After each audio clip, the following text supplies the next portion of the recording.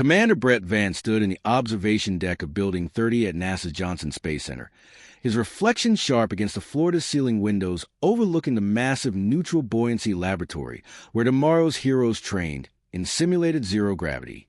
At 38, he had achieved what most astronauts only dreamed of, commanding humanity's first manned Mars mission, a 16-month journey that would etch his name in history beside Armstrong and Aldrin. The late October sun cast long shadows across the Houston facility, turning the water in the training pool below into liquid gold. But Brett saw only the red planet in his mind, waiting for him like a prize he'd earned through 15 years of relentless dedication. His reflection showed a man sculpted by discipline, jaw carved from granite, dark hair military short, eyes the cold blue of high altitude, a body maintained at peak performance through obsessive routine. Everything in his life had been calculated, controlled, conquered, and in 72 hours, he would leave Earth's orbit forever changed. Behind him, Dr. Carolyn Reed pressed against his back, her perfectly manicured hands sliding across his chest as she admired the view, not the training facility, but their future. She wore her mission specialist jumpsuit like a designer dress, tailored to accentuate curves that had graced the cover of Scientific American's Faces of the New Space Age issue. Her auburn hair swept into a flawless chignon that somehow looked effortless despite the hours she'd spent perfecting it. Carolyn had orchestrated their relationship with the same precision she applied to orbital mechanics calculations, transforming a casual encounter at a NASA gala into a highly publicized engagement that dominated space industry media. The power couple of the Mars mission, beautiful and brilliant, destined for celestial glory together. The diamond on her finger caught the fading sunlight, a 3-carat statement piece she'd selected herself and charged to his account, telling Vanity Fair it symbolized their cosmic commitment. Brett had proposed because it made sense. She understood the demands of space exploration, looked perfect in photographs, and expected nothing from him emotionally except the prestige of being Commander Brett Vance's wife. 72 hours until we make history, darling, Carolyn purred, her voice carrying the practiced breathiness she used for interviews and intimate moments alike. I've already scheduled our first interview for Mars. Diane Sawyer is committed to a prime-time special, and I'm thinking we announce the wedding date during the broadcast, really maximize the cultural impact. She scrolled through her phone with one hand while the other remained possessively on his arm, her calendar a color-coded masterpiece of media appearances, sponsorship obligations, and strategic photo opportunities that would transform their space mission into a personal brand worth millions. Brett nodded absently, his mind already calculating trajectory corrections and fuel consumption rates, the human elements of this journey, including the woman pressed against him, merely variables to be managed within acceptable parameters. The Mars mission was everything. The rest was just noise to be endured. Hello, my friends. Before we continue our story, leave your like, share the story, and subscribe to the channel. Thank you.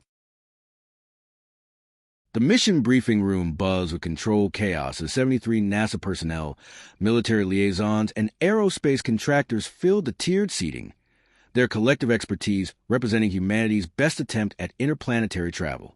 Brett stood at the central podium, his presentation on the massive screens behind him showing the Ares 4 spacecraft in stunning detail, a masterpiece of engineering that had consumed $4 billion and 6 years of development.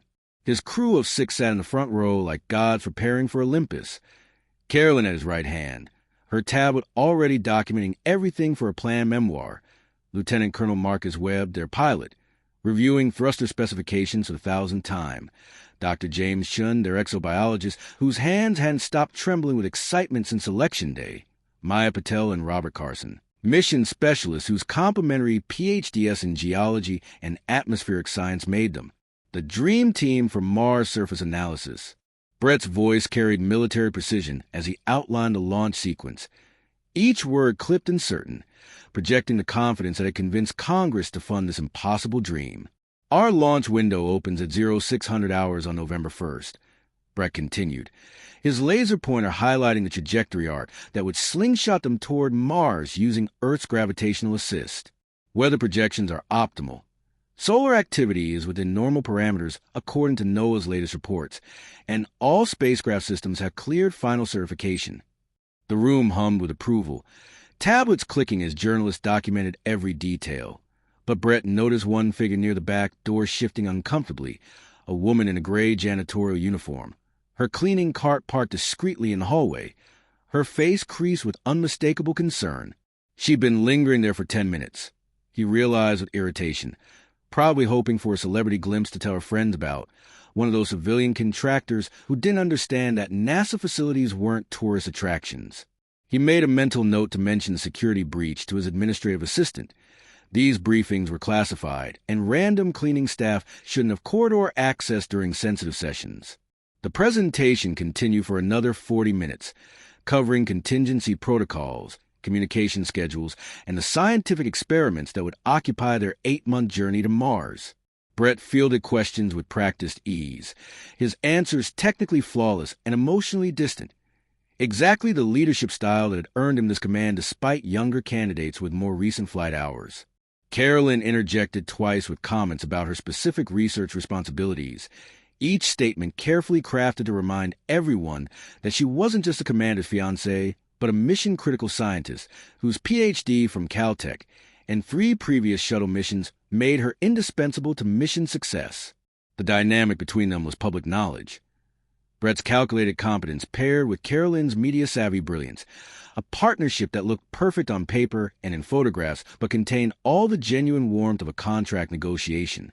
As the briefing concluded and attendees filed out discussing launch party plans, Brett noticed a cleaning woman still hovering in the hallway, now clutching what appeared to be a folder of documents, her expression shifting from concern to desperate urgency. "Commander Vance." The woman's voice cut through the dispersing crowd, sharp and educated despite her humble uniform, causing several heads to turn in surprise. She pushed forward through the exiting personnel, her cleaning cart abandoned, the folder now extended toward Brett like an offering or perhaps a warning. "Commander, I need 5 minutes.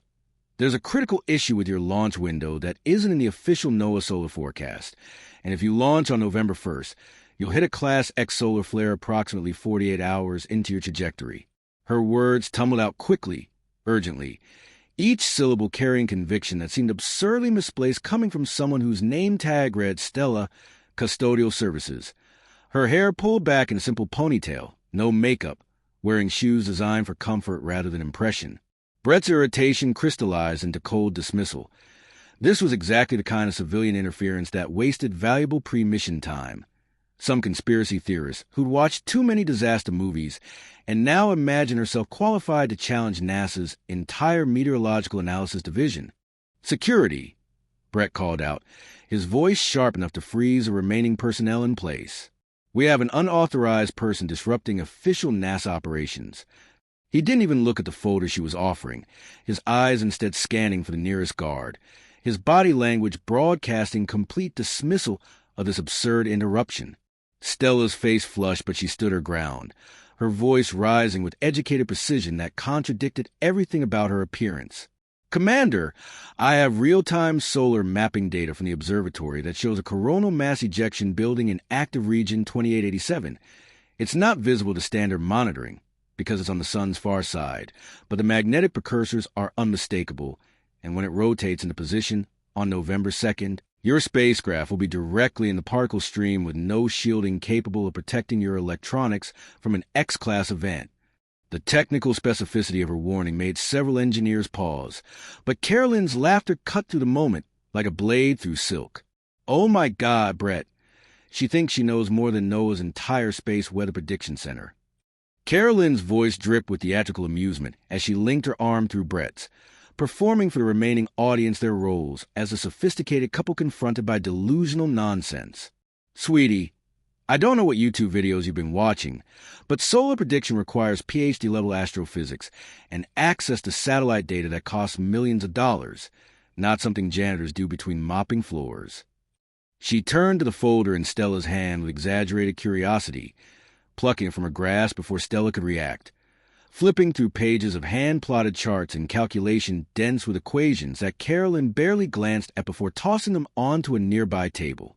"These are crayon drawings compared to real science. Honey, maybe stick to cleaning toilets and leave space exploration to people who actually went to college." The cruelty was casual, dismissive, designed to humiliate efficiently before returning to more important matters, and it landed exactly as intended. Stella's face went pale, her hands clenching into fists at her sides, but she said nothing, just stood there absorbing the public mockery with a dignity that suggested she'd endured worse. Brett watched this interaction with complete detachment, already mentally filing it as a minor security incident to be documented and forgotten. "Ma'am, I appreciate your concern," he said in the tone people use when they absolutely don't appreciate anything. "But NASA has 17 different organizations monitoring solar activity, and not one of them has flagged any issues with our launch window." He gestured toward the door, a clear dismissal, his patience for this absurdity completely exhausted. "Now, if you'll excuse us, we have actual mission preparations to complete. Security will escort you back to your assigned area." 2 guards had materialized, their hands gentle but firm on Stella's arms, and she let them guide her away without resistance, but not before making one last attempt, her voice steady despite the humiliation she'd just endured. "Commander Vance, when the flare hits on November 3rd at approximately 1,400 hours UTC, and your communication systems fail exactly as I'm predicting, please remember that someone tried to warn you." Then she was gone, leaving only her folder calculations on the table and an uncomfortable silence in the briefing room that lasted exactly 3 seconds before Carolyn broke it with another laugh. "Well, that was entertaining," Carolyn announced, checking her phone where she'd already live-tweeted the encounter to her 100,000 followers. "Just had a janitor try to mansplain, or should I say janitor-splain, solar physics to NASA's Mars mission commander. This is why we can't have nice things. Hashtag Mars or bust, hashtag science is real." The tweet was already accumulating likes and laughing emojis, her followers enjoying the superiority of watching educated elites mock delusional civilians who didn't know their place. Brett didn't participate in social media, but he didn't stop Carolyn either, his indifference to Stella Morrison's humiliation as complete as his indifference to most human dramas that didn't directly impact mission parameters. He had a planet to reach, history to make, and absolutely zero interest in some janitor's amateur astronomy hobby, no matter how passionate her delusions might be. The briefing room emptied completely, everyone returning to their critical tasks, and Stella's folder sat abandoned on the table until a custodial worker, ironically, threw it in the recycling bin an hour later. Her urgent warnings reduced the pulp destined for reprocessing into something more useful. Stella Morrison's apartment sat in a converted warehouse district northeast of Clear Lake, the kind of neighborhood where NASA contractors live before they made it big or after they've fallen far. Her third-floor walk-up, a 600-square-foot efficiency, with water-stained ceilings and windows that didn't quite seal against Houston's brutal humidity. The furniture was second-hand but clean, arranged with the precise economy of someone who'd learned to make small spaces work. A futon that served as both couch and bed, a desk salvage from a university's surplus sale covered in astronomical charts and calculations, 1 good pot and 1 good pan hanging above a 2-burner stove. The walls told her real story in frames she'd hung herself, a Ph.D. diploma from MIT partially obscured by a cheap poster of the Andromeda Galaxy, a photograph of herself at 20 accepting the Gruber Cosmology Prize for her work on coronal mass ejection prediction modeling, another photo carefully placed face down in a drawer, because looking at her younger self still hurt too much. She earned $42,000 a year as a custodial contractor at the Clear Lake Observatory, a salary that barely covered rent, utilities, and the student loan payments on an education that had promised everything and delivered ashes, her bank account currently containing $873 until Friday's direct deposit. The evening sun slanted through her window as Stella prepared her dinner. Chicken breast seasoned with whatever spices remained in her cabinet, rice cooked in an electric cooker older than some of her former grad students, steamed broccoli that had been on sale at Kroger, the entire meal costing approximately $4 and containing precisely calculated macronutrients that kept her healthy on a budget that allowed no waste. She ate standing at her counter because sitting down for meals felt too formal for a life this diminished, her mind already running through the calculations she tried to show Commander Vance, the solar data that screamed danger in a language only she seemed to speak anymore. 5 years ago, she presented similar findings to her department head at MIT, Dr. Richard Halloway, a towering figure in astrophysics whose papers she'd once studied like scripture, whose approval she'd sought like oxygen, whose hand on her knee during a late-night research session had shattered every certainty she'd built her life upon. When she'd rejected his advances, politely at first, then firmly, finally with HR documentation, he'd responded by burying her solar flare prediction research, reassigning her projects to male colleagues, and systematically destroying her reputation through whispered campaigns about her instability and unprofessional conduct. 6 months later, when her predicted solar event occurred exactly as her models had forecasted, Holloway published the findings under his own name, accepting interviews on CNN and PBS, while Stella watched from an unemployment office in Cambridge, her career already in ruins. She'd sued MIT for sexual harassment and academic theft, a 2-year legal battle that consumed her savings and most of her sanity, armed with emails and recorded conversations that proved everything but changed nothing where it mattered. The settlement came with $300,000, a non-disclosure agreement, and the professional equivalent of a scarlet letter. Every government agency, every research institution, every university that might have hired her received carefully worded references from Holloway's colleagues describing her as brilliant but difficult, technically competent but emotionally unstable, talented but unable to work collaboratively within established hierarchies. The money had gone to legal fees, back rent, and medical bills from the stress-induced health crisis that landed her in Massachusetts General for 4 days, leaving her with approximately $40,000 and a name so poisoned in academic circles that even community colleges wouldn't return her calls. She'd moved to Houston on a desperate gamble, taking the only job she could find that offered access to Sirius telescopes, custodial work at Clear Lake Observatory, where her employment contract explicitly stated she could use the equipment during non-operational hours as long as she maintained her cleaning duties and didn't disrupt legitimate researchers. For 3 years, she'd mopped floors and emptied trash cans during the day, then spent her nights doing the work she'd trained 15 years to perform, tracking solar patterns that could kill astronauts if someone didn't pay attention. The observatory rose against the darkening sky, like a cathedral to human curiosity, its white dome glowing softly in the security lights as Stella arrived at 9 p.m., her cleaning cart stocked with supplies and her real tools, laptop, external drives containing 3 years of solar mapping data, notebooks filled with calculations that would take months to publish through legitimate channels she no longer had access to. She waved to Marcus, the night security guard, a retired Army sergeant who treated her with more respect than most PhDs had shown her during her years at MIT. Their friendship built on late-night conversations about his daughter's college applications and her patient help editing admission essays. Evening, Dr. Morrison, he called out, using the title she'd asked him not to use but that he insisted on anyway, his small rebellion against a world that had treated her unjustly. She smiled genuinely for the first time that day, this tiny acknowledgement of who she really was worth more than any salary NASA could have offered. The observatory's interior smelled like floor wax and old books, her cart's wheels squeaking against polished linoleum as she made her rounds through offices and conference rooms, removing trash and wiping surfaces with the practiced efficiency of someone who'd learned that honest work held no shame, regardless of how it looked on a resume. By 11 p.m., her official duties were complete, and the observatory belonged to her and the stars she devoted her life to understanding despite everyone who tried to stop her. The main telescope was a modest instrument by modern standards, a 16-inch reflector that serious researchers barely bothered with anymore, but Stella had calibrated herself, written custom software to enhance its solar observation capabilities, and used it to compile the most detailed real-time coronal activity database outside of NOAA's classified systems. She settled into the observation chair, her fingers moving across keyboards with the muscle memory of 10,000 nights exactly like this one, pulling up the data that had sent her running to NASA earlier that day with warnings nobody would hear.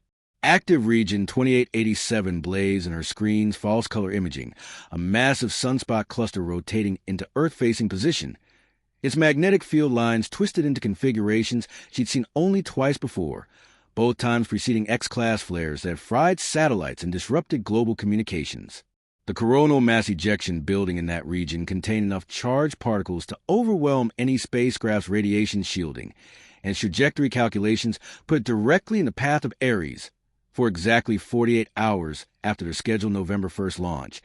Give or take 6 hours depending on solar rotation rates she was still refining. She'd spent the last 72 hours trying to get this information to someone who mattered, starting with emails to NOAA Space Weather Prediction Center that went unanswered because her sender address was a Gmail account rather than an institutional domain, then calls to NASA's Public Affairs Office that were routed to an automated system about tour bookings and media inquiries. The briefing room confrontation had been her last desperate attempt, and she'd known even while making it that Commander Vance would never listen to a janitor, that Dr. Reed would mock her, that security would escort her out exactly as they had. But she tried anyway, because 6 human beings were going to die if someone didn't pay attention, and her conscience couldn't survive staying silent even if her career was already destroyed beyond repair.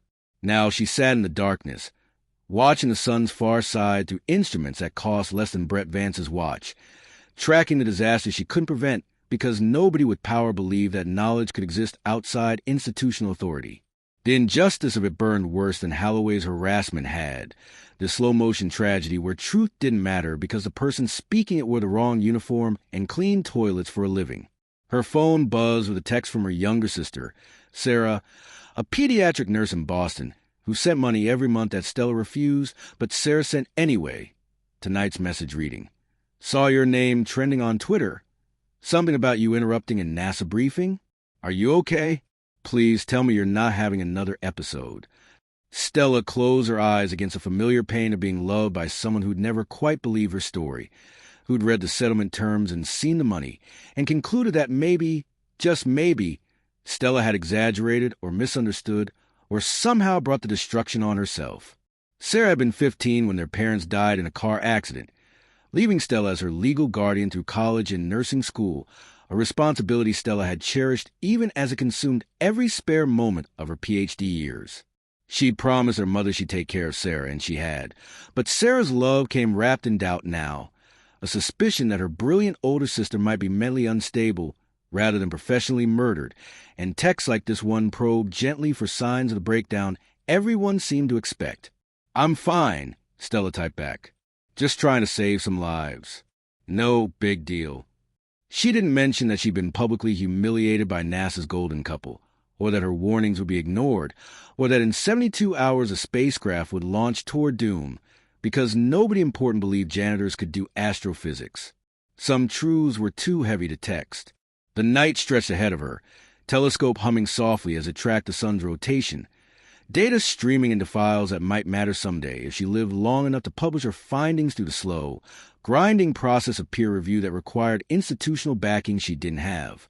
Stella made coffee in the observatory's break room, the same cheap blend she drank at home, and returned to her calculations with the stubborn persistence that had gotten her through MIT in a lawsuit and 3 years of scrubbing toilets, while tracking solar events that could change history. She would document everything, timestamp every observation, compile evidence that would be irrefutable when not if Ares IV's communication systems failed exactly as she predicted and 6 astronauts died in the silence of space. At least then, maybe someone would listen, though she knew from experience that vindication after tragedy offered no comfort whatsoever, just a bitter satisfaction of being right, when being right changed nothing. The stars wheeled overhead, indifferent to human pride or human suffering, and Stella tracked them with instruments she'd learned to love precisely because they didn't care about her credentials or her past, just about whether her calculations were correct or not, the only meritocracy that had ever actually existed. The 3 days before launch passed in a blur of media appearances, final systems checks, and carefully choreographed photo opportunities that transformed NASA's greatest scientific achievement into content for a world that consumed everything and remembered nothing. Brett endured interview after interview with the practiced attachment of someone who'd learned to perform enthusiasm for cameras while feeling nothing. His sound bites about humanity's destiny and the final frontier delivered with just enough warmth to seem authentic, without requiring actual emotional investment. Carolyn thrived in this environment, her natural habitat the intersection of science and celebrity. Each breakfast show appearance and magazine profile another opportunity to craft their narrative as the power couple of space exploration, beautiful and brilliant and destined for immortality. She'd hired a publicist to manage their personal brand, trademarked the phrase Mars or Bust for their inevitable merchandise line, and scheduled their wedding for 6 months after return, a timeline that allowed maximum media buildup, while ensuring Brett couldn't escape the commitment once they were back on Earth. He'd signed the prenuptial agreement she drafted without reading it, his indifference to the marriage matching his indifference to most earthly concerns that would soon be literally beneath him. Launch morning arrived with the surreal clarity of a moment that would be remembered forever or forgotten immediately, depending on what happened next. The crew gathering in the suit-up facility at 0400 hours, while thousands of spectators assembled at viewing sites across Kennedy Space Center, and millions more watched on screens worldwide. Brett stepped into his launch suit with the ritualistic precision of a priest donning vestments, each zipper and seal a step closer to the moment he'd trained for since childhood. His reflection in facility's mirrors, showing a man completely ready for everything, except perhaps the human emotional complexity he'd spent a lifetime avoiding. Marcus Webb cracked jokes to ease tension. Maya Patel reviewed her experiment protocols one final time, and Carolyn posed for photos with the makeup team she'd hired to ensure she looked flawless during the live launch broadcast, because even history needed good lighting and the right camera angles. The crew boarding van departed at 0515 hours, sirens clearing traffic that didn't exist at this hour. The November morning cool and clear exactly as meteorology had predicted. Solar forecasts showing nominal activity with zero warnings because NOAA's satellites hadn't yet detected what Stella Morrison's modest telescope had seen 3 days earlier. Stella watched the launch preparations from her apartment, the television showing coverage she could barely stomach, Commander Vance's confident face filling the screen as commentators praised his leadership, and Carolyn waved to cameras like she was departing for vacation rather than a 16-month journey through the most hostile environment humans had ever attempted to survive. The countdown clock ticked toward 0600, each second bringing the crew closer to a disaster Stella had tried desperately to prevent, her folder calculations sitting in NASA's recycling system, while the world celebrated ignorance with champagne and confetti. She'd sent one final email to NASA's director at 0300 hours, a last desperate attempt that detailed everything. Her credentials, her research, her predictions, the exact timeline of the solar event that would kill 6 people if they launched on schedule. But the email sat unread in an inbox monitored by an assistant who wouldn't arrive until 0900, long after Ares had left the launch pad. Stella's hands trembled as she poured coffee she wouldn't drink, watching the television with the sick certainty of a doctor watching a patient refuse life-saving treatment, powerless to do anything except witness the consequences of pride meeting physics. The crawler transported Ares 4 to Launch Complex 39A, the spacecraft gleaming white against the pre-dawn sky, a cathedral of human ambition rising 30 stories above the Florida coast, where humidity turned the air thick enough to taste. Brett and his crew rode the elevator to the capsule entrance, each step documented by cameras positioned to capture this moment for textbooks and memorial services, depending on which version of history got written. They strapped into their seats with practice efficiency, thousands of hours of training reducing complex procedures to muscle memory, communication channels crackling with status updates for mission control as fuel loaded and systems armed for departure. Carolyn sat beside Brett in the mission specialist position, her hand finding his for a moment that photographers captured as romantic, but that felt to Brett more like a business contract being acknowledged before execution. The countdown entered its final minutes. 10, 9, 8, each number reverberating through speakers at viewing sites, where crowds cheered like this was a football game rather than a calculated gamble with death. 7, 6, 5, the main engines igniting in sequence. 4, 3, 2, 1, liftoff at exactly 0600 hours. Ares 4 rising on a pillar of flame and thunder that shook the ground for miles. Stella watched the spacecraft climb toward space, its trajectory perfect, its crew alive and unaware that their communication systems were already condemned by physics they dismissed as the ravings of a janitor who didn't know her place. The launch coverage showed jubilant crowds, tearful family members, NASA officials shaking hands and congratulating each other on a flawless departure. Every person involved absolutely certain they'd done everything right because the alternative, that a woman they'd publicly mocked might understand solar physics better than their entire meteorological infrastructure, was simply too absurd to consider. She turned off the television and walked to the Clear Lake Observatory, arriving at 0630 to begin her custodial duties. Pushing her car through offices where researchers discussed the launch with excited chatter, none of them noticing the woman emptying their trash cans who tried to save a mission they were celebrating. Her shift ended at 1500 hours, and she returned to the telescope that evening to watch the sun's rotation bring active region 2887 into perfect alignment with Earth's orbital path.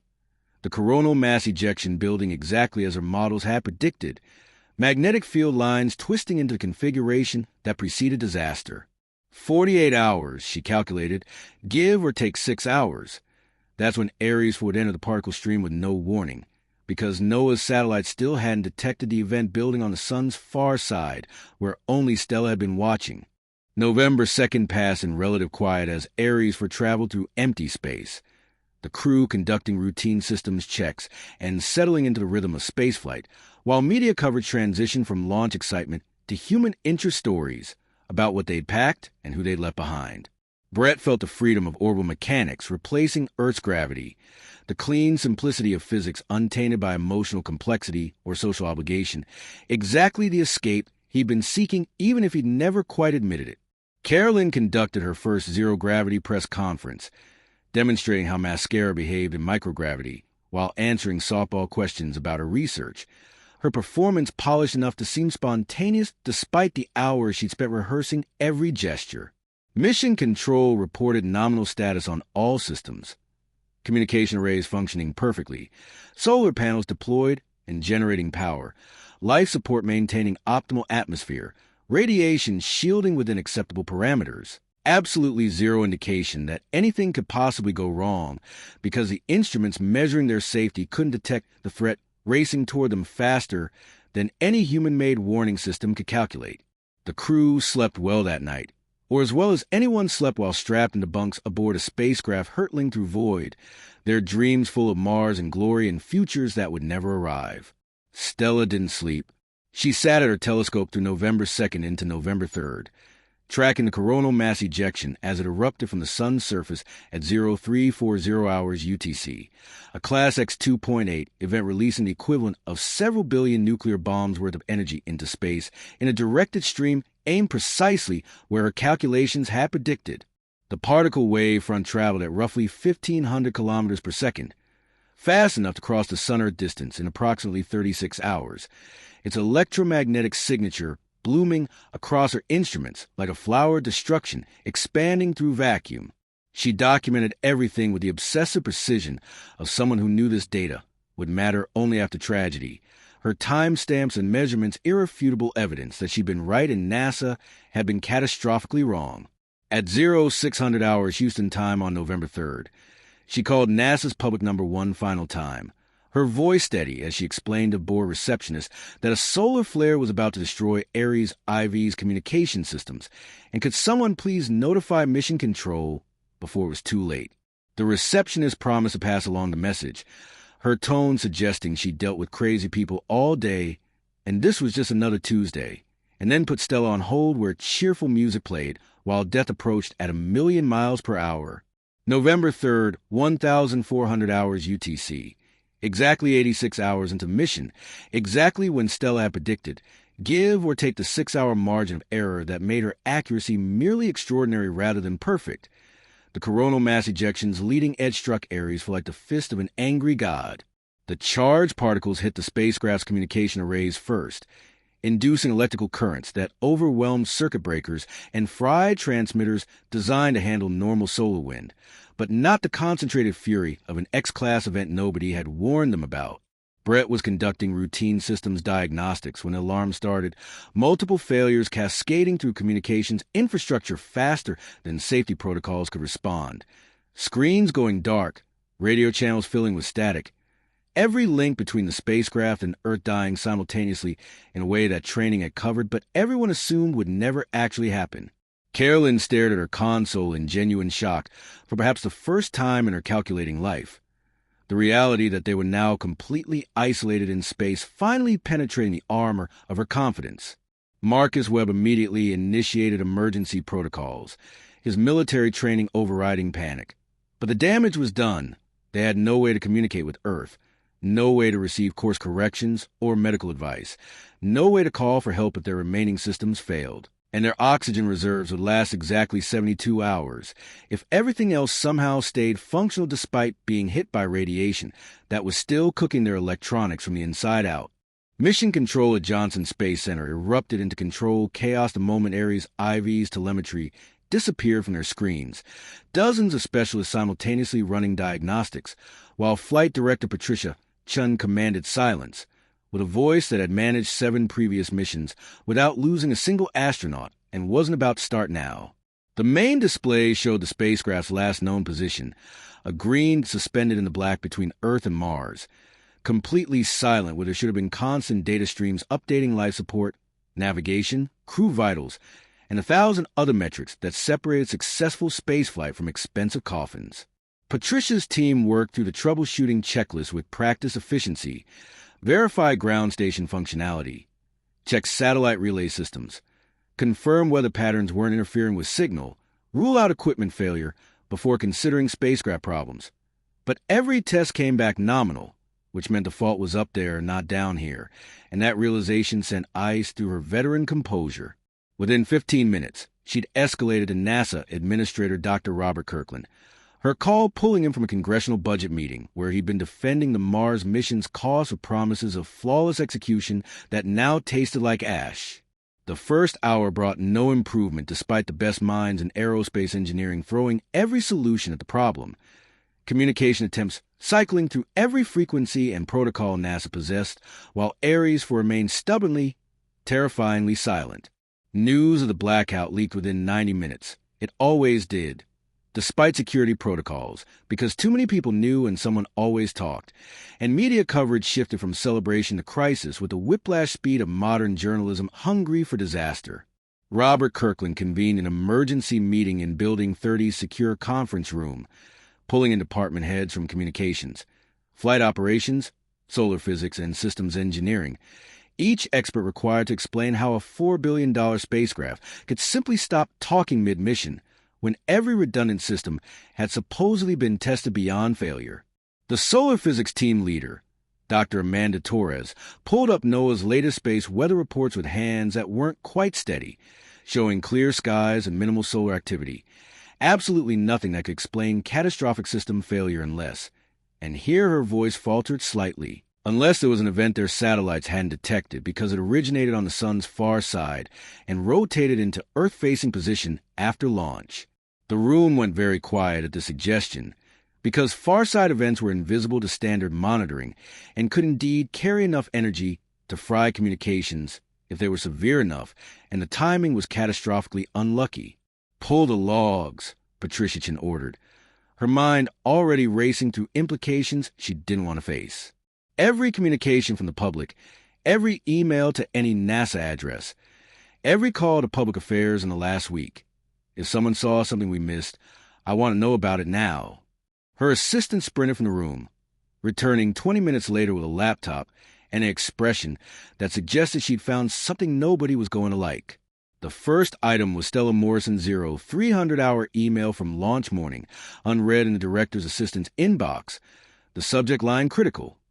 Solar flare will hit Ares 4 at 1400 UTC November 3rd. So on the nose, it seemed like a cruel joke, except for the timestamp showing it had been sent 9 hours before the blackout occurred. The second item was a security report from the October 28 mission briefing, documenting the removal of a custodial worker who disrupted Commander Vance with claims about solar activity that Dr. Carolyn Reed had dismissed as delusional. The incident had been filed as a minor security breach, notable only because the woman had somehow accessed classified briefing schedules. Her name flagged as Stella Morrison, Custodial Services, Clear Lake Observatory contract employee. The third item was a phone log from November 3rd at 0600 hours Houston time, a call from the same Stella Morrison trying to warn about solar flare impacts, transferred to hold, and ultimately disconnected after 43 minutes when the receptionist went on break. Robert Kirkland stared at the evidence with the expression of a man watching his career end in real time, the question forming in his mind so obvious and terrible he almost couldn't speak it aloud. "Someone tell me about Stella Morrison," he said quietly, each word carefully controlled despite the rage and fear churning in his gut. "Who is she? Why does she think she can predict solar activity? And why the hell didn't anyone take her seriously when she tried to warn us 3 separate times?" Amanda Torres was already typing on her tablet, her search yielding results that made her face go pale as she read them aloud to the silent room. Dr. Stella Morrison, Ph.D. Astrophysics, MIT 2014, Gruber Prize recipient 2016 for coronal mass ejection prediction modeling. Formerly assistant professor of solar physics at MIT until 2019, when she resigned amid undisclosed circumstances. Settlement reached with the university for an undisclosed amount. Current employment listed as custodial contractor, which had to be wrong, except apparently it wasn't. The room absorbed this information like a physical blow, the realization crystallizing that they'd dismissed warnings from someone arguably more qualified than anyone on their solar physics team. That 6 astronauts were now in mortal danger because a Nobel-caliber scientist had been ignored because she cleaned toilets instead of sitting in the right office. Robert Kirkland made a sound somewhere between a laugh and a sob, the absurdity and horror of it overwhelming his legendary composure for exactly 3 seconds before he locked it down and focused on the only question that mattered. Could she help them now? "Find her," he commanded, pointing at 3 different assistants who scrambled for their phones. "I don't care if you have to send a helicopter to her apartment. Get Dr. Morrison here immediately with every piece of data she has on this solar event." He turned to Amanda Torres with eyes that had already moved past blame and into survival mode, his voice carrying the authority of someone who'd made impossible decisions for 30 years at NASA. "You said far-side events are invisible to our satellites. What other ways exist to monitor them, and why wasn't someone doing it?" Amanda hesitated, then admitted what everyone in solar physics knew but rarely acknowledged. Real-time far-side monitoring required dedicated telescopes and 24/7 observation that NASA's budget had eliminated 5 years ago as a cost-saving measure, the assumption being that NOAA's satellites provided sufficient coverage for mission safety. Except clearly they didn't, and Dr. Morrison had apparently been doing manually what NASA had stopped funding, using whatever resources she had access to because she was the kind of scientist who couldn't stop doing the work even after the institutions had destroyed her career. The irony was bitter enough to choke on. They'd fired the person who could have saved the mission, then hired her back as a janitor, where she tried to save them anyway, and nobody with power had listened because her warnings came from the wrong person in the wrong uniform. Stella was elbow deep in replacing a bathroom sink trap at the observatory when Marcus, the security guard, found her, his knock on the restroom door urgent enough that she dropped her wrench and emerged expecting fire or medical emergency. "Dr. Morrison, there's a federal agent here for you. Says NASA needs you immediately." Something about the Mars mission and a solar event. He's not making much sense, but he seems pretty stressed about it. Stella's heart lurched because she knew exactly what this meant. The timing too perfect to be coincidence. Her prediction manifesting exactly as she calculated, while she'd been helpless to prevent it. She followed Marcus to the lobby where a serious young man in a dark suit introduced himself as Agent Chun, FBI, attached to NASA security detail, authorized to transport her to Johnson Space Center by any means necessary, including the helicopter currently landing on the observatory's parking lot in violation of approximately 17 local ordinances nobody currently cared about. "Dr. Morrison, I'm told you predicted a solar event that may have compromised Ares IV's communications, and NASA needs your expertise to help recover the mission," Agent Chin said formally, as if reading from prepared remarks, but his eyes held the desperate hope of someone who knew 6 people might die and was grabbing at any solution regardless of how unlikely it seemed.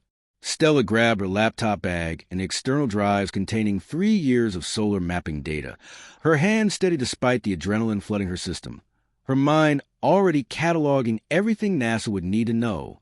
"Tell them the crew has approximately 72 hours of oxygen," she said as they jogged toward the helicopter, its rotors already spinning. "And tell them I need access to real-time solar wind data, particle density measurements, and the spacecraft's last known trajectory. I can find them a safe re-entry window, but only if they trust me this time." The helicopter ride to Johnson Space Center took 14 minutes. Stella pressed against the window, watching Houston sprawl beneath them, skyscrapers giving way to NASA's massive complex of buildings that she'd approached as a hopeful scientist once, and as a dismissed janitor more recently. Agent Chin sat across from her, apparently under orders to keep her calm and comfortable, offering water and apologizing for the dramatic extraction, like she was a visiting dignitary rather than the person they'd publicly mocked 72 hours ago. They landed on a pad outside Building 30, where Robert Kirkland himself waited. A silver-haired man whose face Stella recognized from congressional hearings and press conferences, his suit jacket abandoned and his sleeves rolled up in a universal signal that formal protocols had been suspended for crisis management. "Dr. Morrison, I'm Robert Kirkland, and I owe you an apology that will have to wait because we're out of time," he said, shaking her hand with a grip that conveyed both urgency and respect. "Our crew has been silent for 93 minutes. We have no idea what systems are still functional, and you're the only person who apparently saw this coming. So please tell me you can help us bring them home." Stella looked at this powerful man who'd built his reputation on perfection and saw past the authority to the desperate fear beneath. 6 lives hanging on decisions that would be made in the next few hours, and felt the familiar weight of knowledge that could save or condemn depending on who listened and who didn't.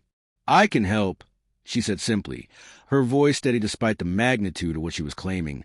"But you need to understand that I'm not guessing about this solar event. I've been tracking it for 6 days using equipment your budget cuts eliminated, and my predictions have been accurate to within a 6-hour margin so far." She pulled out her laptop, flipping it open to show him the real-time solar mapping she compiled. The coronal mass ejections progression documented in timestamps and measurements that told an irrefutable story. The particle wave is still expanding and will continue affecting the spacecraft's environment for approximately 18 to 24 more hours before dispersing to background levels, which means any communication attempt will fail until the radiation clears. The crew's primary danger isn't the flare itself. The initial hit is over, but their electronics are fried, their oxygen is finite, and they need to execute a perfect re-entry maneuver without ground support unless we can find them a safe transmission window before they run out of air. Robert stared at the data, his decades of experience allowing him to recognize genuine expertise when he saw it, and made a decision that would either save 6 lives or end his career in spectacular failure. "Your lead on solar physics for this recovery operation, effective immediately," he announced. "Whatever you need, whoever you need, whatever resources or access or authority, you have it. Now let's go save our astronauts before someone's wife has to explain to their kids why Daddy isn't coming home." The mission control operations floor sprawled before Stella like the bridge of a starship. Dozens of console stations arranged in precise rows where specialists monitored everything from propulsion to medical to communications. The massive front screens, showing Ares IV's position as a lone green in an ocean of black, while projected trajectory lines trace paths that might or might not bring the crew home alive. Patricia materialized at her elbow, a compact woman radiating competence despite the stress lines around her eyes, her handshake firm and her introduction brisk. "Flight director, 14 years in this chair, never lost anyone yet, and not planning to start with your commander, who should have listened to you in the first place." The acknowledgement of the briefing room humiliation was quick and genuine. No excuses or justifications, just acceptance that mistakes had been made and now demanded correction, and Stella appreciated the efficiency of someone who understood that apologies were cheap and results were everything. Patricia guided her to the solar physics station, where Amanda Torres waited with NOAA data feeds and satellite telemetry, her expression carefully neutral in the way of someone reserving judgment until proven wrong, or right, but willing to work with anyone who might help. "Dr. Morrison, I need to understand your methodology," Amanda said, pulling up NASA's solar monitoring on adjacent screens for comparison. "Our satellites show the event now, obviously, but you saw it 6 days ago. How?" Stella connected her laptop to NASA's network with credentials Robert Kirkland had authorized on their walk from a helicopter, her 3 years of data uploading into systems designed for exactly this kind of analysis, but lacking anyone willing to perform it without institutional backing. Far-side solar monitoring requires continuous observation and predictive modeling based on magnetic field precursors that manifest before rotation brings active regions into direct view, she explained, her voice settling into the teaching rhythm she perfected at MIT back, when she'd had students and a future. "I've been using Clear Lake Observatory's 16-inch telescope with custom software to track coronal rotation patterns, cross-referencing with historical data on active region development to identify eruption probabilities before standard satellites can detect them." She pulled up her prediction model, the mathematical framework she developed for her PhD thesis, and refined over a decade of research that had been stolen and dismissed and forgotten by everyone except her. Active region 2887 showed classic pre-eruption signatures starting October 25th. Magnetic field complexity above 0.7 on the Schrittler parameter, temperature variations in the coronal loop structures, and Delta-class sunspot evolution indicating energy accumulation, all of which pointed to a high-probability X-class eruption within 5 to 7 days with Earth-directed trajectory based on rotation timing. Amanda Torres studied the data with the intense focus of someone confronting the limits of her own knowledge, her pride as NASA's solar physics lead warring with the undeniable elegance of Stella's methodology.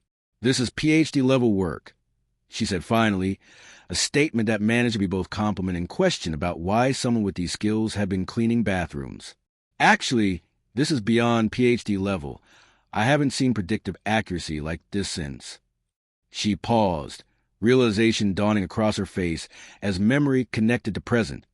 Since the 2019 solar event that Richard Halloway published in Nature, the paper that won him the MacArthur Fellowship, except everyone in solar physics knew the math didn't match his previous work, and rumors said his graduate assistant had actually done the modeling.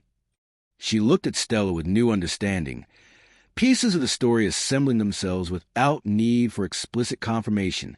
"You were the assistant," Amanda said quietly, not a question. "You predicted that event, and he took credit. And when you fought back, the entire establishment buried you." Stella's silence was answer enough. The old wound still too painful for casual discussion, but Amanda's expression shifted from neutral to angry solidarity in a way that mattered more than sympathy ever could. "Well, fuck Richard Halloway and everyone who enabled him," Amanda declared with startling vehemence. "You're here now, and if you can bring this crew home, the whole world is going to learn your name and exactly whose expertise saved them." The immediate challenge crystallized as Stella absorbed NASA's current data streams and compared them to her predictive models. Ares was tumbling through the tail end of the coronal mass ejection's particle density, radiation levels still high enough to fry any exposed electronics, but declining toward background levels that might allow brief communication windows in approximately 8 to 12 hours. The crew's last transmission before blackout had confirmed all personnel alive and uninjured, life support functioning normally, but they'd been 86 hours into a mission plan for precise communication-guided navigation, and now they were flying blind with limited maneuvering fuel and no ground support for course corrections that were absolutely critical for Mars insertion or Earth return. Patricia Chin pulled up their oxygen timeline on the main screen, the numbers stark and unforgiving. 72 hours from blackout, assuming all 6 crew members, nominal consumption rates, no leaks in the damaged systems, and functioning CO2 scrubbers that might or might not have survived the radiation hit. That put their survival limit at approximately 1,400 hours UTC on November 6th, 68 hours from now. And if communication wasn't restored before then, they would suffocate in silence while the whole world watched helplessly. "Can we reach them before they run out of air?" Patricia asked bluntly, her directness appreciated by everyone in the room who understood that false hope helped nobody. "And more importantly, can we get them back, or are we just going to have the privilege of saying goodbye?" Stella ran the calculations on NASA systems, her fingers dancing across keyboards while her mind processed variables she'd been thinking about since the moment she'd watched Ares for a launch toward disaster. The particle density will drop below communication-safe thresholds sometime between 2200 and 0400 hours UTC tonight. A 6-hour window based on solar wind variation I can't precisely predict without real-time data I don't have access to, she said, her honesty about uncertainty more reassuring than false confidence would have been. "Once we can reach them, we need approximately 4 hours for damage assessment, system diagnostics, and navigation calculations, which puts us at maybe 0800 hours UTC tomorrow for beginning course correction burns, if everything goes perfectly." She pulled up trajectory options, multiple paths color-coded from green to red based on feasibility and risk, none of them ideal because they were all contingencies for a disaster that shouldn't have happened. Mars insertion is mathematically impossible now. They don't have enough fuel for the necessary corrections after tumbling blind for 3 days, and the mission timeline assumed constant ground support for micro-adjustments they haven't been making. The room absorbed this death of the dream quietly, the first manned Mars mission transforming into a rescue operation, but Stella wasn't finished. Earth return is possible via a modified free return trajectory that uses lunar gravity assist, but it requires burn execution with less than 2% margin for error, and Commander Vance will have to trust my calculations completely because there won't be time for independent verification before their oxygen runs out. Robert Kirkland had been listening from the flight director's observation deck, and now he descended to mission control floor with purpose, his presence silencing side conversations as everyone focused on the man whose decisions would determine whether this disaster became a tragedy. "Dr. Morrison, I need you to understand something," he said, his voice carrying across the operations floor. "If you find that communication window and your calculations work, and we bring this crew home alive, you'll have saved 6 lives through expertise everyone dismissed because you didn't fit their expectations of what a scientist should look like." He gestured to the room full of specialists, every one of them now watching this exchange. "But if your calculations are wrong, or the window doesn't materialize, or something goes sideways that you didn't predict, there will be people who say NASA was desperate enough to trust a disgraced janitor instead of proper experts, and they'll use this disaster to justify every prejudice about credentials and institutions that put you in this position in the first place." The brutality of this political reality hung in the air, the unfairness of it obvious to everyone present, but Robert's eyes held something like compassion alongside the warning. "I'm telling you this not to pressure you, but so you know exactly what you're walking into if you take responsibility for this recovery, and so you can back out now if the stakes are too high. Because I'll understand and nobody will blame you for the disaster we created by not listening sooner." The room held its breath, every person present understanding this was the moment where Stella could choose safety or risk everything on the expertise she defended alone for 3 years. Stella looked at the trajectory calculations on the screens, the numbers that represented 6 human lives, and one last chance to prove that knowledge mattered more than credentials, that truth existed independent of who spoke it, that the system could actually work if people chose to listen. "I don't need a back out, Mr. Kirkland, because I'm not guessing," she said clearly, her voice steady with conviction earned through 10,000 hours of observation that nobody with institutional power had valued until disaster forced them to see. "I know when that communication window will open. I know what trajectory corrections will bring them home, and I know the margin for error, because I've spent 3 years doing the work everyone else stopped doing when budget cuts made it inconvenient." She met his eyes with the quiet confidence of someone who'd survived worse than public failure and emerged still committed to truth. "So yes, I'll take full responsibility for this recovery operation, not because I want the credit if it works or the blame if it doesn't, but because 6 people are going to die if someone doesn't trust that a janitor can do astrophysics as well as anyone with the right office and the right credentials." The declaration landed like a gauntlet thrown, challenging every assumption that had put them in this crisis, and Patricia Chin smiled for the first time in hours, a fierce expression of solidarity that said everything about what this moment meant for every woman who'd ever been underestimated. "Then let's get to work, Dr. Morrison," Patricia said. "We have 66 hours to save 6 astronauts and prove that competence matters more than appearances." The operations floor transformed into coordinated chaos as specialized teams mobilized around Stella's predictions, communications preparing for the moment when contact might be possible, flight dynamics running her trajectory calculations through independent verification, not because they doubted her, but because 6 lives required every safeguard available. Stella worked alongside Amanda Torres to refine the solar wind model, both women collaborating with the efficiency of experts who recognize peer competence regardless of employment status, their combined expertise creating projection certainty that neither could have achieved alone. The hours blurred together, coffee consumed in quantities that would horrify a cardiologist, meals delivered and forgotten, the mission clock ticking down, while Stella monitored real-time solar data with the intensity of someone who'd staked everything on being right. At 2,347 hours UTC, the particle density readings began dropping exactly as her models predicted, the solar wind dispersing toward background levels that might allow electronic signals to penetrate, and she alerted communications to prepare for contact attempts starting at 0000 hours with 15-minute intervals until something worked or the window closed. The room went silent as midnight approached, every person present understanding they were about to learn whether a janitor's calculations could save lives that NASA's institutional expertise had endangered, the weight of that irony almost unbearable in its perfect encapsulation of everything wrong with how knowledge got validated and dismissed based on credentials rather than accuracy. At 0017 hours UTC on November 4th, 66 hours and 3 minutes after they'd gone silent, Ares 4 responded to NASA's transmission with a burst of static corrupted telemetry that made every person in mission control simultaneously gasp and cheer. Ares 4, this is Houston. We read you weak but readable. Confirm crew status. Patricia Chen's voice was professionally calm despite her hands shaking hard enough that she had to grip the console edge. Lieutenant Colonel Marcus Webb's voice came through the speakers like the most beautiful sound anyone had ever heard, rough with stress but alive, gloriously alive. Houston, this is Ares 4. 6 crew members alive and functional. Communications fried by what I'm guessing was a solar flare someone tried to warn us about. Systems assessment shows we're in deep trouble, but we're here and ready for instructions. The operations floor erupted in controlled celebration, professionalism barely containing the emotional release of knowing they weren't conducting a memorial service.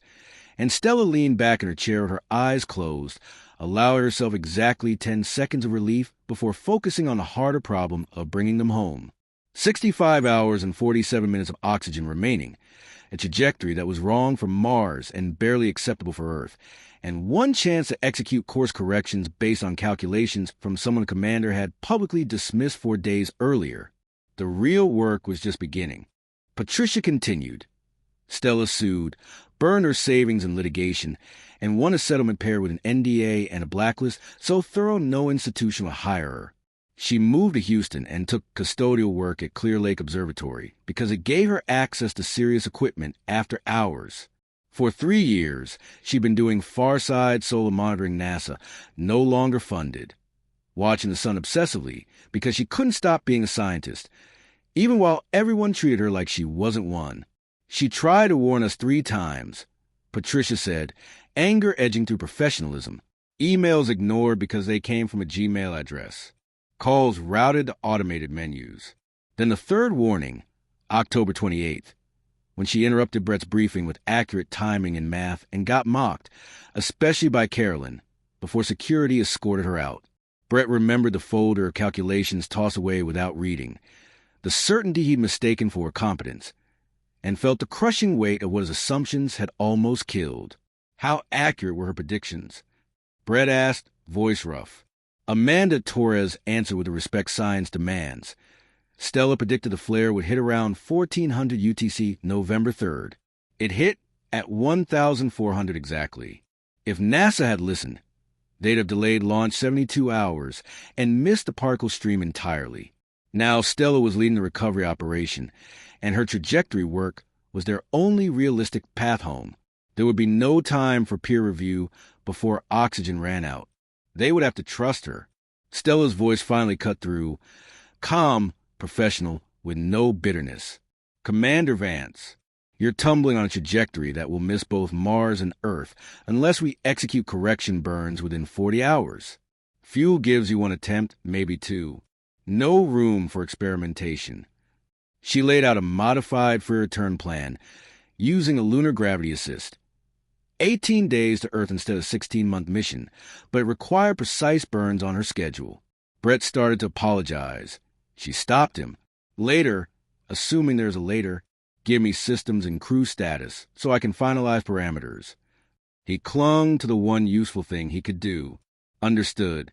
Full status in 30 minutes. Then quietly, thank you for saving us despite every reason not to. Stella's reply landed like a command and a mercy at once. Just survive. The status report was grim. Comm arrays fried. NAV computer unreliable. 3 solar panels damaged. Life support strained. Fuel at 73% due to unwanted correction burns. Oxygen, 63.5 hours, until about 0530 UTC November 6. The crew worked without jokes. Carolyn stayed unusually silent, hands trembling as she recalibrated sensors, and Brett found he had no sympathy to spare for her discomfort. Over the next 12 hours, Stella and Marcus built the burn sequence. Streaming packets the crippled computer struggled to digest. Stella's voice became the rhythm of survival. Exact times, thrust percentages, vectors, explained transparently so Marcus could verify and convert into manual procedure. If they hit the windows, they'd swing around the moon on November 8th and splash down in the Pacific on November 22nd. Within consumables, assuming life support held. Assuming carried weight, but Stella's numbers carried something else. Earned confidence. The first correction burn was set for 1830 UTC November 4th. 16 hours to orient, confirm fuel flow, and hope radiation damage systems would obey at the moment they mattered. Brett reviewed Stella's equations again and again. He could check the math, not produce it. Marcus sat steady in the pilot seat, knowing a stuck valve or fried component could send them off course forever. Maya and Robert cleared space. James watched life support with obsessive focus, and Carolyn sat strapped in, quiet for the first time. No narration, no branding, just reality. Mission Control held the line. Patricia's voice stayed steady while Stella monitored the same active region that had nearly killed them. Ares 4, orientation nominal. Fuel pressure good. Your go for burn initiation. The ritual of protocol calmed even as hearts raced. Brett asked the question he needed answered one last time. Dr. Morrison, still confident? Commander, I'm confident, Stella said. The mathematics are sound. I checked every variable 3 times. Then, soft but firm, you can trust me. Brett exhaled.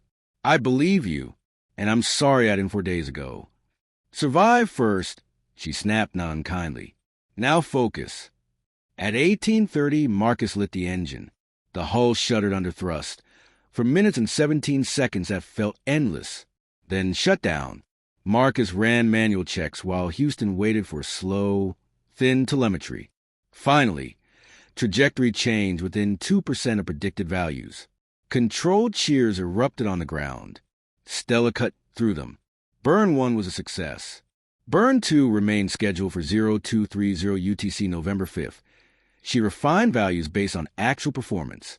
On Earth, the story was mutating fast. In a conference room near the operations floor, Carolyn Reed's father, Senator Jonathan Reed, sat with crisis communications staff, watching the briefing room video spread online. The comments were merciless. He recognized the threat immediately, a narrative where his daughter looked cruel and incompetent, while Stella looked brilliant and wronged. His solution was as predictable as it was ugly, poisoned Stella's credibility before she could become the public's hero. He reframed Carolyn's mockery as security vigilance, then leaned into insinuation. Stella's MIT past was complicated, the settlement unclear, her lack of institutional employment suspicious. Not outright lies, something worse, plausible doubt. Talking points went out to friendly media. The machinery of reputation protection spun up, even while Stella was saving 6 lives. Aboard Ares 4, Carolyn finally spoke to Brett. We need to talk about what I did to Dr. Morrison. Brett's reply was blunt, sharpened by consequences. You mock someone trying to save our lives. Carolyn didn't deflect. She admitted the truth. She couldn't stand the idea that someone she labeled beneath her might be right, might deserve the recognition she curated through perfect credentials and perfect image management. Now Stella was saving them anyway, being everything Carolyn had performed. I don't know how to live with what that says about me, she whispered. Brett didn't comfort her. Figure out later. Right now, keep the ship functional. Carolyn nodded, because even she understood survival outranked self-analysis. Burn 2 executed at 0230 UTC November 5th. 6 minutes and 43 seconds of thrust. Steady hands, strained systems, and oxygen ticking down. When Marcus confirmed the result, Patricia's voice broke through with emotion she couldn't hide. Lunar gravity assist locked for November 8th. Splashdown November 22nd. You're coming home. Relief hit the crew like gravity they didn't have. In mission control, people hug without caring about policy because the worst outcome had moved from inevitable to avoidable. Robert Kirkland found Stella still watching solar data, even in triumph, because vigilance didn't turn off just because people started clapping. He said what needed saying to the room. They had nearly killed 6 astronauts because they value credentials over competence, institutions over individuals. Stella saved them because she refused to stop doing the work. The media storm became immediate. Janitor scientist saves mission, narrative spread, and the October 28 video exploded. Tens of millions of views, public anger boiling at casual cruelty and institutional blindness. At the same time, Senator Reed's counter-campaign began. Headlines questioning whether Stella's prediction was luck, whether her past made her unreliable, whether NASA was desperate. The plan was simple. Turn vindication into controversy. Stella watched the attacks from her apartment while reporters camped outside, and her phone filled with interview requests, book offers, and exploitation dressed as opportunity. Patricia arranged a NASA liaison, but no one could insulate her from the familiar truth. Even when you're proven right, powerful people still try to make you seem questionable if your truth threatens their brand. In orbit, Brett decided he wouldn't let that stand. During a calm window, he requested live broadcast capability. Unedited, everywhere NASA could transmit. They set it up within minutes. Because 6 astronauts in a rescue ark drew every camera on Earth, Brett spoke to an audience of millions. He admitted he dismissed Stella's warnings because of her job title. He stated her credentials and the accuracy of her prediction. He named the cruelty in the briefing room, including Carolyn's. He called out the smear campaign for what it was, ignorance or lies, and said plainly, Stella's work wasn't luck. It was expertise. The political calculus shifted instantly. Attacking Stella now meant attacking the crew whose lives depended on her. Within days, investigations into Holloway accelerated as other women came forward. Institutions that had preferred silence moved only once public pressure became unavoidable. NASA offered Stella the role she should have held all along. Chief solar physicist with authority and resources to rebuild space, weather monitoring properly. She accepted before Ares were even splashed down. When the capsule finally hit the Pacific on November 22nd, Stella stood among officials at the welcome ceremony. Separate from the spectacle, watching 6 people walk out alive because she'd done the work no one wanted credit until it saved them. Brett found her in the crowd before he found cameras, before he found speeches. Dr. Morrison, he offered his hand, formal because seeing her as an equal was still new for him. Commander Vance, she answered, cautious and composed. I'm glad you're home safely. He didn't perform a grand apology in front of 1,000 lenses. He asked for something smaller and real. Dinner, not for media. Just to talk, if you're willing. Stella studied him, measuring sincerity against a lifetime of men who borrowed respect only when they needed it. Then she nodded. Dinner, but you're buying. At a quiet restaurant in Clear Lake, Brett admitted the core of it. He trusted credential systems because they'd serve him, never questioned how those systems reproduce privilege, and never imagined competence might exist outside approved channels. Stella listened, not for giving on command, but hearing the difference between performance and genuine examination. She told him universities were calling again, MIT included, trying to reclaim her now that the public had forced their hand. She was turning them down. NASA was better, and she wouldn't let academia pretend the system worked. They talked for hours. Science. Reform.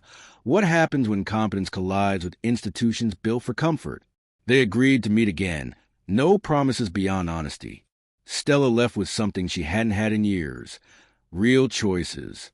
6 months later, Stella's department had become the gold standard in space weather prediction, preventing near misses that would have cost billions. Brett testified before Congress about reform, teaching the next generation to question assumptions instead of worshiping authority. MIT issued a public apology. Holloway faced consequences. The narrative finally bent toward truth because it had been spoken loudly enough by people the world refused to ignore. And in the middle of it, Brett and Stella built something quiet and real, not a redemption story package for headlines, but 2 people learning, the hard way, what competence looks like and what it costs when you refuse to see it.